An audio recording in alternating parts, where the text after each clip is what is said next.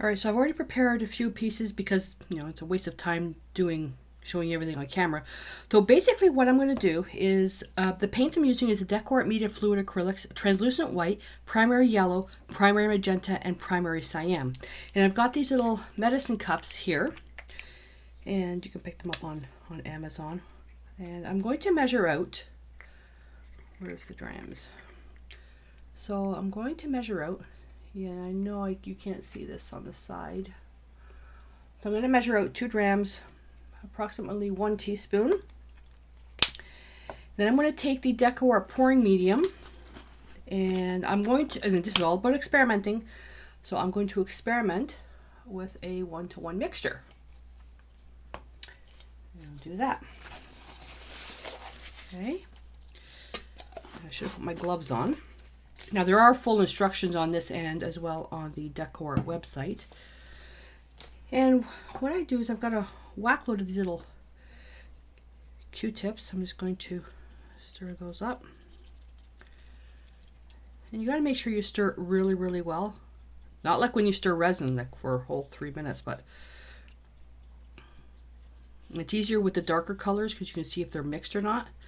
But for this one here, you know, until you can't see any more of the color. But with this, what's nice is that the Q-tip starts to expand, and then I can go in the sides and get right in the crevices. Now with how I'm going to be doing this, I'm going to be doing a whole bunch of little videos, and these are all going to be experiments. All going to be experiments, so it'll be interesting on what happens with these pores. So I'm gonna get a kitchen wipe. I can't reach my baby wipes. Okay, so let's put this over here. And let's put this over here. Actually, no, I'm gonna put this over here because that way it won't get in your way. So what I have on here is I have a piece of freezer paper, and I'm using the Reynolds freezer paper because I'm trying another experiment at the same time. The problem with doing all these paint pour stuff is the drying time. It's overnight, so I'm gonna do the techniques today, and then I will film what it looks like after it's dried. I'm also going to be doing experiments on the top coat versus DuraClear. Okay, so I'm using a little gallery style back stapled canvas, and I put push pins in the back, and I cut these up at the dollar store. These beautiful little push pins, and these are going to help keeps the canvas away from the drip tray, I guess, because I'm just using an old Masterson palette. It's my palette with the sheet of glass. You just leave it like that. Now I've also got these painter's pyramids here where you can use that as well. Problem is that depending on where I put them in my drying rack is that sometimes I tilt this a bit and the stuff falls off. So I want to try that. You want to make sure it's level. Okay, so the first one I'm going to try is something called a direct pour, where you pour the colors directly onto here. You're not mixing them all together. So I'll start with the red, and let's just start like that. And then let's start with the blue. We'll go right on the side. Let's do that. Then we'll go with the yellow. We'll go right in the middle, and then we'll go here.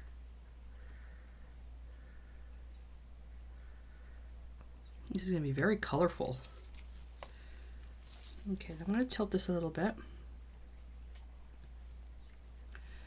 And I don't think I used enough, which is fine. It'll get me started. The one thing I did notice is that there is a lot of waste, which is why I'm trying the experiment on the freezer paper. And what it is to create a skin. Oops, I got some blue in there. I'm trying not to get my fat face in the camera view. All right, that's interesting. I don't think there's enough to pour on the side, so let me just go in.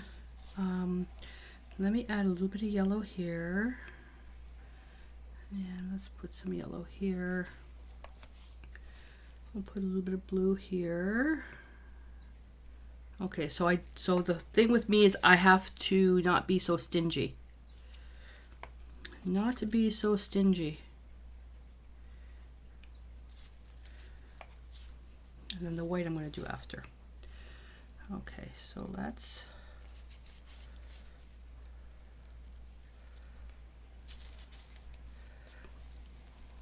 So whatever color is on the side, oh, I like that. You're gonna have, that's gonna be the dominant color. Yeah. So okay. Well, I guess, yeah. And that kind of mushes all the colors around. So definitely not enough. Definitely not enough. So well, let's use whatever's left over. So I'm not sure I'm a fan of this direct pour just from the waist, or maybe just use a smaller, or not a canvas that's not as deep. Use a canvas that's not as deep. But I can see cells starting to form already. Now I'm going to take some white. Actually, I know what I want to do with this, but I don't know if it's going to work. I actually need this to be in, I needed that to be in, yeah, that's too big, in more streaks. There we go. Okay, leave that like that. I'll finish off those edges. It's an interesting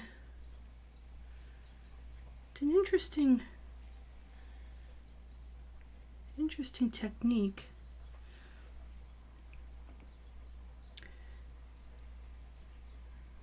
But you kind of have to play with it. But I'm not liking this direct pour method just from the point of view of the waist. But I mean, you can take the stuff that's on the palette and make a new color out of it. That's no big deal. So we'll play with that. Alrighty, so that's what we've got. I'm going to take this now, put it on my drying rack, I'll touch my face, and I'm going to let this dry. Then when we come back tomorrow, we'll see what it looks like all dried up, and then we'll do a varnish. Alrighty, so this one's all dried now, and just, whoopsie. There we go. Not quite my style of piece, not quite my style, but it's quite interesting, and then here's a, now I did two that were the same. I'm not sure which one this is for, but just to give you an idea what you can do with the skin. So I'm finding that the skin peels easier on palette paper, not on the freezer paper. There we go.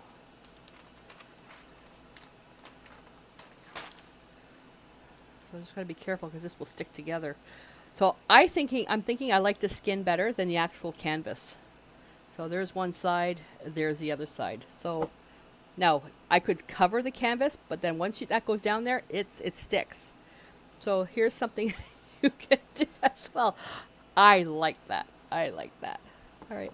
So my question to you is, for those of you that have done art pours, do you use the skins for something? I'd like to get some ideas of what to do with the skins. So share some of those tips below in the comments. The varnishing video for this is going to be a dedicated video just for varnishing, and because there's way too much shine when the camera's pointed directly overhead. Alrighty, so I look forward to hearing from you. Let me know what you think of the video and some ideas for the skins. And I'm going to shoot my last video now, and until I see you then, stay inspired.